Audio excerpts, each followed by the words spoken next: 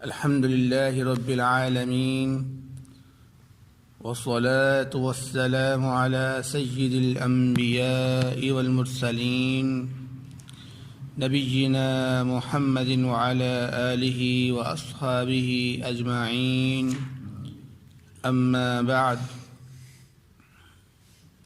أعوذ بالله السميع العليم من الشيطان الرجيم بسم الله الرحمن الرحيم يا أيها الناس قد جاءتكم اے لوگو تحقیق تمہارے پاس آ گئی ہے موعظۃ من ربکم تمہارے رب کی طرف سے ایک عظیم نصیحت وشفاء لما فی الصدور اور شفا اس کے لیے جو تمہارے سینوں میں ہے وہدن اور ہدایت ورحمۃ للمؤمنین اور رحمت ہے مومنوں کے لیے۔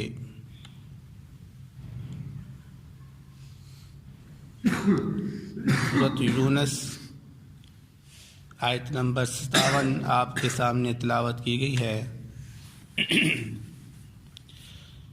اس آیت مبارکہ میں اللہ رب العزت تمام لوگوں کو مخاطب کر کر بیان فرما رہے ہیں کہ یہ جو قرآن پاک ہے یہ اللہ رب العزت کی طرف سے تمہارے لیے ایک بہت بڑی عظیم نصیحت ہے، شفا ہے، ہدایت ہے اور رحمت ہے۔ یعنی اللہ رب العزت نے یہاں پر لفظ الناس استعمال کیا ہے، جس کے اندر مومن بھی آتے ہیں اور جس کے اندر کافر بھی آتے ہیں۔ یہ قرآن پاک صرف مسلمانوں کے لیے، مومنوں کے لیے شفا اور ہدایت نہیں بلکہ کفار کے لیے بھی ہدایت ہے۔ اس لیے اللہ رب العزت نے یہاں پر یا ایھا الناس لفظ استعمال کیا ہے، یا ایھا الذین آمنوا نہیں کہا، یا ایھا الکافرون نہیں کہا، بلکہ یا ایھا الناس کہا ہے۔ اس میں ہر طرح کے انسان شامل ہے۔ فرمایا قد جاءتکم موعظۃ من ربکم، تمہارے پاس ایک بہت عظیم، بہت بڑی نصیحت آ گئی ہے۔ نصیحت کیا ہے؟ نصیحت یہ ہے کہ نیکی کا حکم دیا جائے۔ کسی کو نصیحت کرنا بھئی یہ کام کر لو، نرمی کے ساتھ۔ جب انسان نیکی کرتا ہے تو اس کا دل نرم ہو جاتا ہے۔ یہ قرآن آپ کو نصیحت کرتا ہے کہ تم نیکی کا کام کرو تاکہ تمہارا دل نرم ہو جائے۔ اور اسی طرح نصیحت کیا ہوتی ہے؟ نصیحت یہ بھی ہے کہ تمہیں برائی سے روکا جائے، تمہیں کسی برے کام سے منع کیا جائے کہ اس سے باز آ جاؤ۔ تو مطلب یہ ہے کہ یہ قرآن پاک انسان کی نرمی کے ساتھ بھی اور سختی کے ساتھ بھی اصلاح کرتا ہے کہ انسان درست ہو جائے۔ تو بسا اوقات اس کے لیے نرمی کا پہلو بھی اختیار کرنا پڑتا ہے، جیسے کہ قرآن پاک میں خوشخبریاں دی ہیں، انسان کو خوشخبری دے رہا ہے، جنت ملے گی، انعامات ملیں گے، نیکی کرو، بڑے فائدے ہوں گے اس کے۔ اور پھر ڈراتا بھی ہے، سختی کا پہلو، اگر تم باز نہ آئے، اگر تم نے نافرمانی نہ چھوڑی تو یاد رکھو اللہ کا عذاب بڑا سخت ہے، یہ ڈرا رہا ہے۔ تو یہ قرآن ہمیں ہماری اصلاح کرنے کے لیے ہمیں نرمی سے بھی سمجھاتا ہے اور سختی سے بھی سمجھاتا ہے۔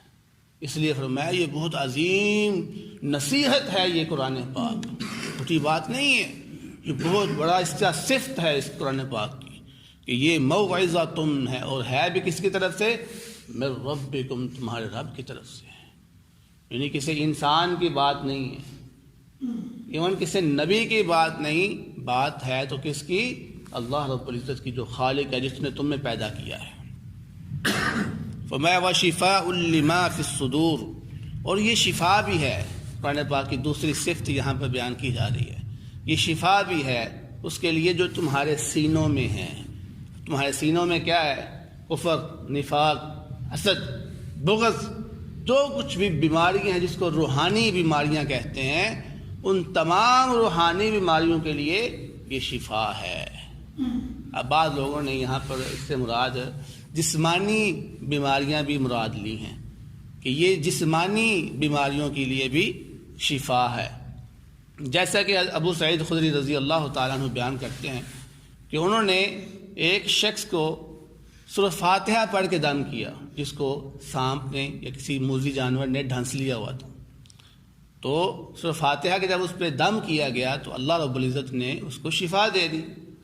تو انہوں نے بدلے میں ان کو 30 بکریاں عطا کی کہ میری جان بچ گئی ہے، تو نے مجھے دم کیا ہے، میں بدلے میں تمہیں 30 بکریاں دیتا ہوں. اور اسی طرح خارجہ بن سلط کے چچا نے ایک ایسے پاگل شخص کو دم کیا جس کو عام طور پر باندھا ہوا تھا، یعنی اتنا سخت وہ پاگل تھا کہ اس کا آزاد پھرنا بھی لوگوں کے لیے بہت زیادہ نقصان دہ تھا. تو انہوں نے سورہ فاتحہ کے ساتھ ہی ان کو دم کیا یہاں تک کہ وہ صحت یاب ہو گیا، تندرست ہو گیا، اس کا پاگل پن ختم ہو گیا. اندازہ کریں کتنا یہ قرآن پاک شفا ہے جسمانی بیماریوں کے لیے بھی. لیکن اس میں کوئی شک نہیں ہے کہ یہ قرآن پاک جسمانی بیماریوں کے لیے بھی شفا ہے، لیکن یہاں پر جو مراد ہے وہ روحانی بیماریاں ہیں. اس آیت مبارکہ میں جو مراد ہے وہ روحانی بیماریاں مراد ہے، اگرچہ یہ قرآن پاک جسمانی بیماریوں کے لیے بھی شفا ہے. تو فرمایا وَشِفَاءٌ لِمَا فِي الصُّدُورِ، اور یہ شفا ہے اس چیز کے لیے جو تمہارے سینوں کے اندر ہے. سینوں کے اندر عام طور پر جو بیماریاں ہوتی ہیں وہ روحانی بیماریاں ہوتی ہیں، جیسے میں نے آپ کو بیان، کفر ہے، نفاق ہے، حسد ہے، بغض ہے، کسی کے دل کے اندر بغض، یہ تمام چیزوں کا تعلق دل کے ساتھ ہے. تو اللہ رب العزت نے یہاں ما فی الصدور کا لفظ استعمال کیا ہے جو تمہارے سینوں کے اندر ہے. آگے فرمایا وَہُدًى، اور ہدایت ہے، یعنی ہدایت کا راستہ. یہ قرآن آپ کو نرمی کے ساتھ آپ کے اوپر مہربانی کرتے ہوئے اچھا راستہ بتاتا ہے کہ اس راستے کی طرف آؤ، یہ روشنی والا راستہ ہے، یہ ہدایت والا راستہ ہے، یہ درست راستہ ہے، یہ حق والا راستہ ہے، اس کو اپناؤ، اس کو اختیار کرو. اور چوتھی جو صفت اللہ رب العزت نے یہاں پہ بیان فرمائی وہ ہے وَرَحْمَةٌ لِّلْمُؤْمِنِينَ، اور یہ قرآن رحمت بھی ہے.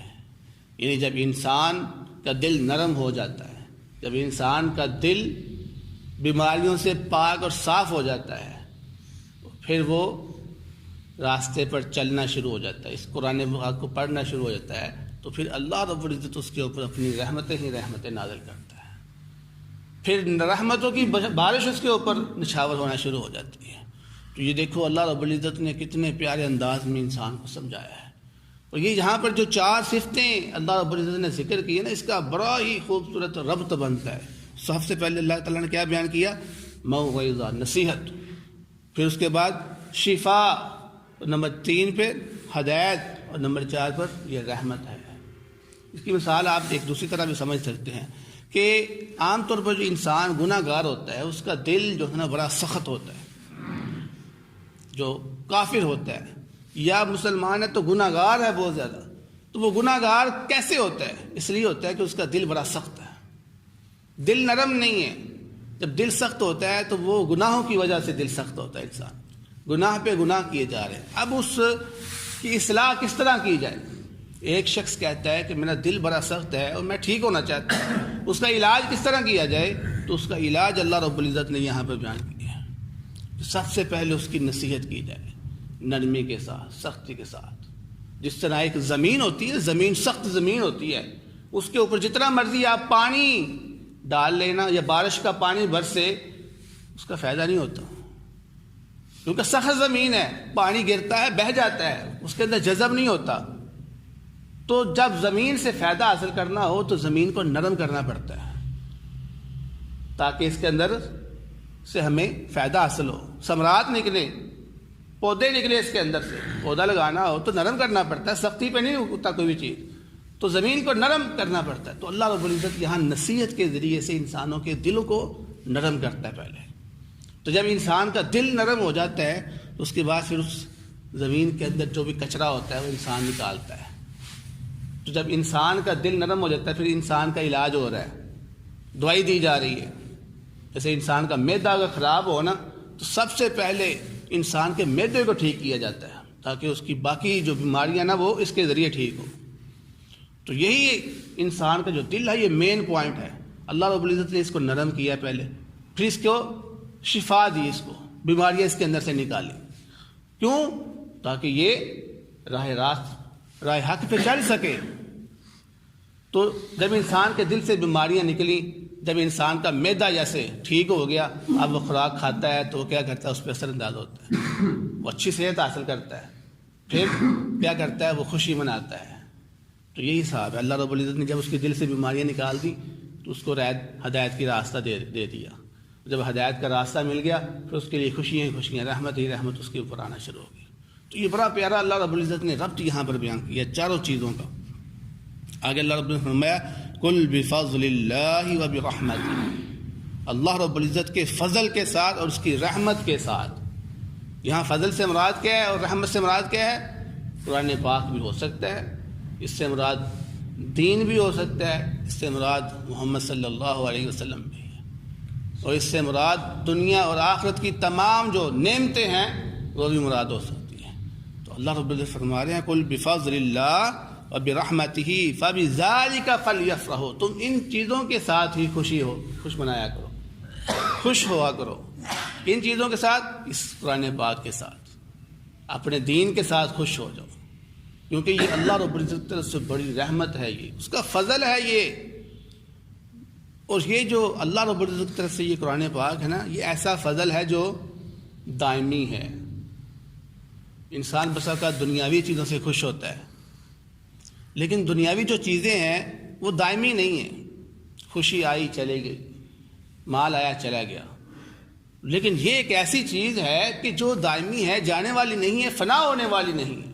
اس لیے اس کے بعد فرمایا ہوا خیر، یہ بہتر ہے مما یجمعون، اس چیز سے جو تم جمع کر رہے ہو. انسان کیا جمع کر رہا ہے؟ ہر ٹائم مال جمع کر رہا ہے. انسان کیا جمع کرتا ہے؟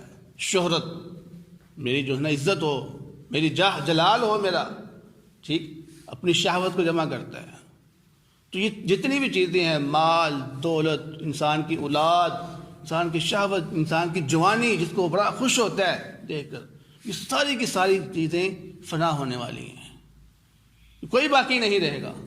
اس کے اللہ رب العزت ما عندکم ینفد، اللہ رب العزت فرماتے ہیں جو تمہارے پاس ہے وہ فنا ہو جائے گا. وما عند اللہ باق، جو اللہ رب العزت کے پاس ہے وہ باقی رہنے والا ہے. تو اللہ رب العزت کے پاس کیا باقی رہے گا؟ آپ کے اعمال، آپ کی نیکیاں، آپ کے صدقات، آپ کے نیک عمل، سارے کے سارے وہ اللہ رب العزت کے ساتھ محفوظ ہے وہ. لیکن اس سے ہٹ کر باقی جتنی بھی چیزیں ہیں وہ سب کی سب فنا ہو جائیں گی. اور آپ اپنی آنکھوں سے دیکھ رہے ہیں کہ جس شخص کے پاس جتنی مرضی دولت ہے، جب وہ مرتا ہے تو ساتھ لے کے نہیں جاتا، ساری آسائشیں، نعمتیں یہاں پہ چھوڑ جاتا ہے. تو اللہ رب العزت اس لیے فرمائے کہ تم جب خوشی مناؤ یا خوشی حاصل کرو تو اللہ کے فضل کے ساتھ خوشی حاصل کیا کرو، اس کی رحمت کے ساتھ خوشی حاصل کیا کرو. دنیا کی چیزوں سے خوشی حاصل نہ کیا کرو. مراد یہ نہیں ہے کہ خوش نہ ہوا کرو، مقصد، اصل جو مقصد انسان کا ہونا چاہیے کہ جس خوشی کی وہ طلب کرتا ہے، جس کے پیچھے وہ تگ و دو کرتا ہے، محنت کرتا ہے، وہ اصل میں یہ ہونی چاہیے انسان کہ اللہ کا فضل تلاش کرے، اس کی رحمت، اس کے دین کے پیچھے تگ و دو کرے، تو پھر وہ کامیاب ہی کامیاب ہے. تو دعا ہے اللہ رب العزت سے جو سنا ہے اس پر عمل کرنے کی توفیق عطا فرمائے. وما علینا. بہترین صدقہ جاریہ حاصل کرنے کے لیے اس ویڈیو کو لائک، کمنٹ اور شیئر کرنا مت بھولیں.